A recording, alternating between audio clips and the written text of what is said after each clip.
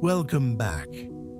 In an attempt to help you to achieve greatness today, we are going to talk about how and why we have to honor the creation.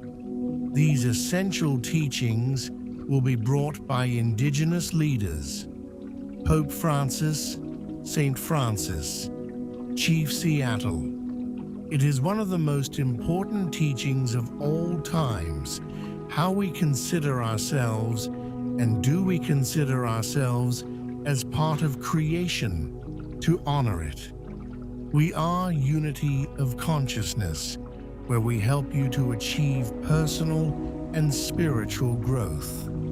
There is a quiet truth, one that humanity has always known, and yet, in many ways, has forgotten.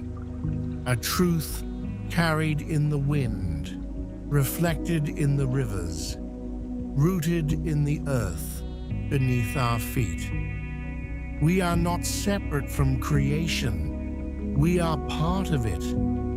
Before modern systems, before industry, before the noise of constant progress, there were voices that spoke with clarity, voices that listened to the earth, that understood the sacredness of life, that honored creation not as a resource, but as a living, breathing expression of the divine. Among these voices are the teachings of Indigenous leaders across the world, the spiritual guidance of Pope Francis, the gentle, humble wisdom of Francis of Assisi, and the powerful words attributed to Chief Seattle. Different cultures, different times, different languages, and yet one shared message: honor creation. But what does that truly mean? Is it simply about protecting nature, or is it something deeper, something spiritual, something transformative? Because today, humanity stands at a critical moment. We are more advanced than ever, yet often more disconnected than ever. We have the power to shape the world, but not always the wisdom to guide that power. And so, these teachings return, not as history, but as guidance, as a call to remember, as a call to realign. The most important lesson: creation is sacred, not separate, and we are on it, inside it. The most important lesson we can learn from these teachings is this: creation is not something outside of us. It is something we belong to. Modern thinking often places humanity above nature, as if we are observers or controllers rather than participants. But these teachings invite us to see differently. They remind us that the air we breathe, the water we drink, the earth that nourishes us, is not separate from our existence.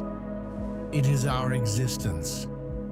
Indigenous wisdom has long understood this, that the earth is not an object, but a relative, that the land is not owned, but shared, that every element of nature carries life, spirit, and meaning.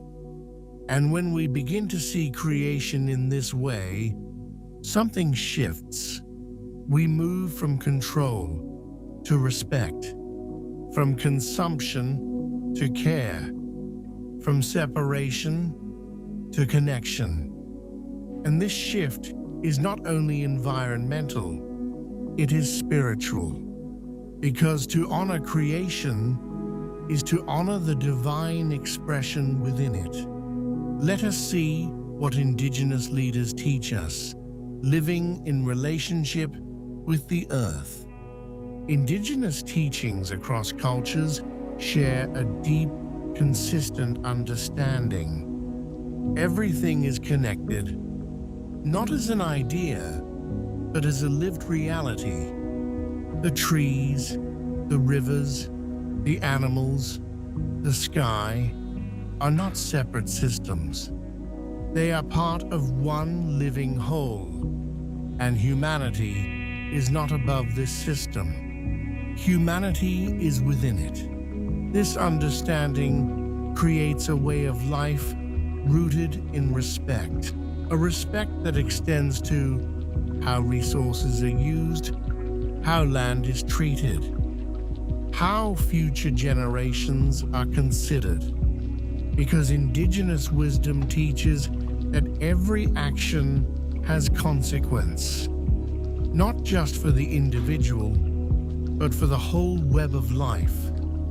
This is why many Indigenous traditions speak of thinking 7 generations ahead, because to honor creation is to care for what comes after us. And in today's world, this teaching is more relevant than ever, because many of the challenges we face, environmental degradation, climate instability, loss of biodiversity, are not simply technical problems. They are relationship problems. They arise from a broken relationship between humanity and the earth.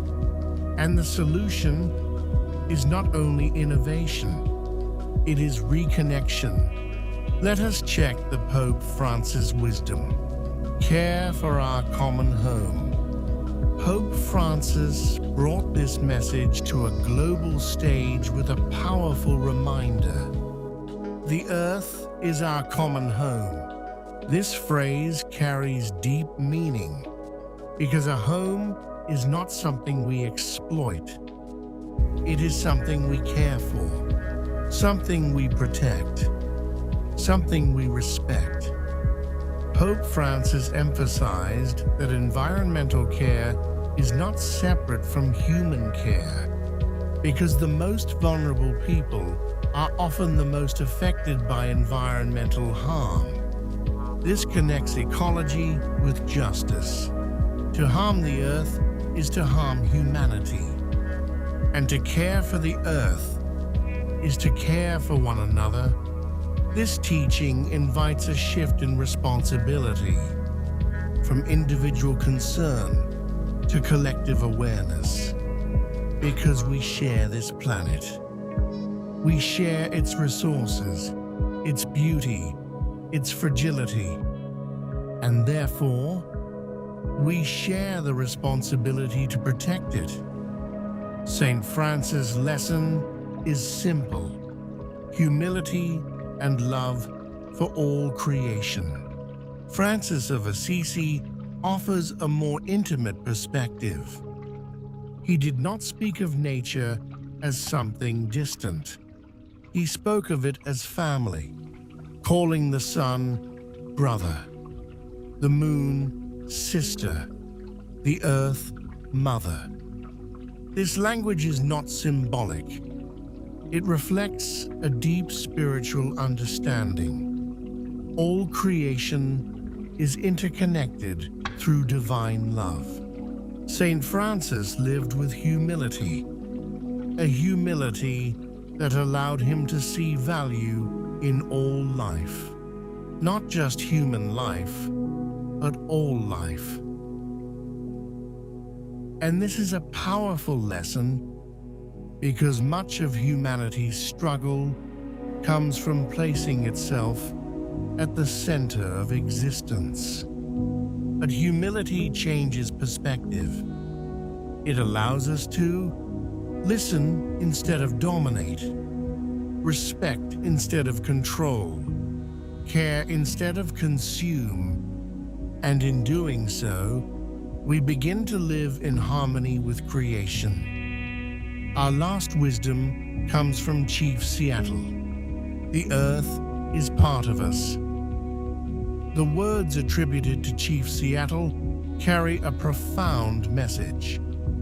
The earth does not belong to us. We belong to the earth. This reverses the common assumption of ownership. It reminds us that we are not separate entities acting upon the world. We are expressions within it. Chief Seattle's message speaks of deep interconnectedness, that what happens to the earth happens to us, that the rivers carry our reflections, that the land holds our history, that the air connects all life.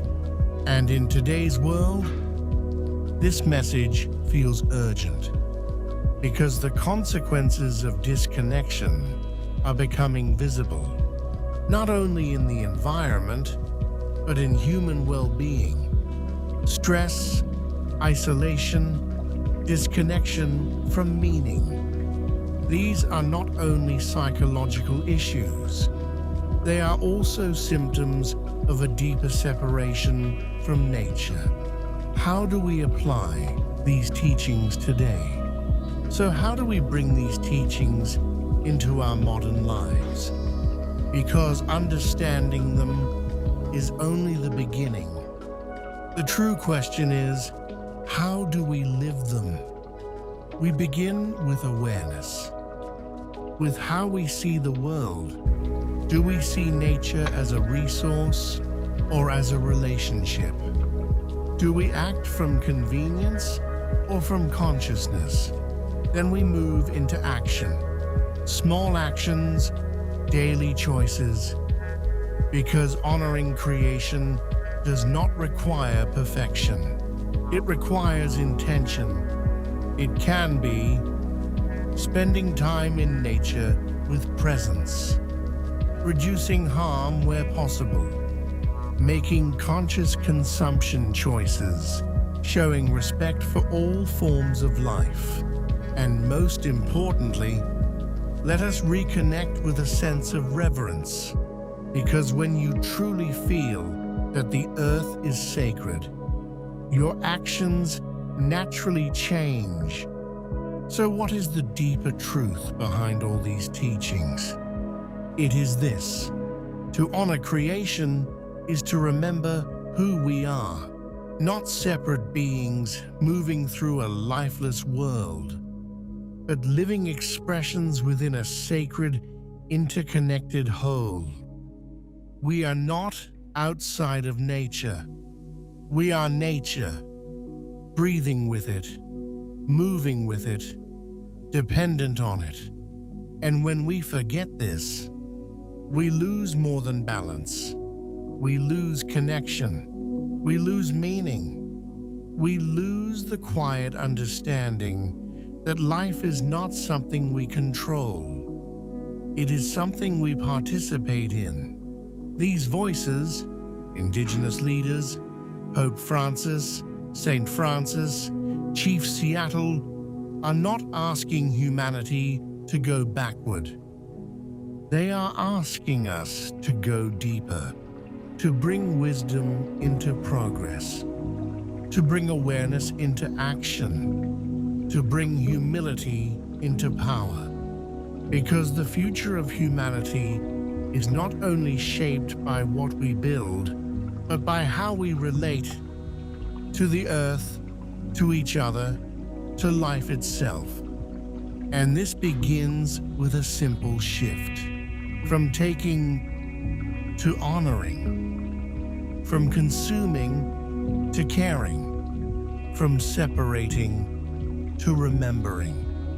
Because when we begin to honor creation, we begin to restore balance, not only in the world around us, but within ourselves.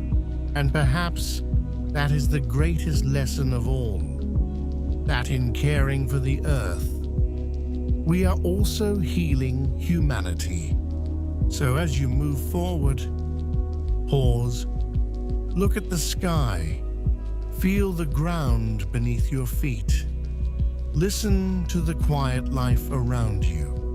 And remember, you are part of something sacred. We are unity of consciousness, where we help you to achieve personal and spiritual growth.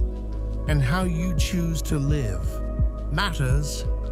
When we honor creation, we honor life itself.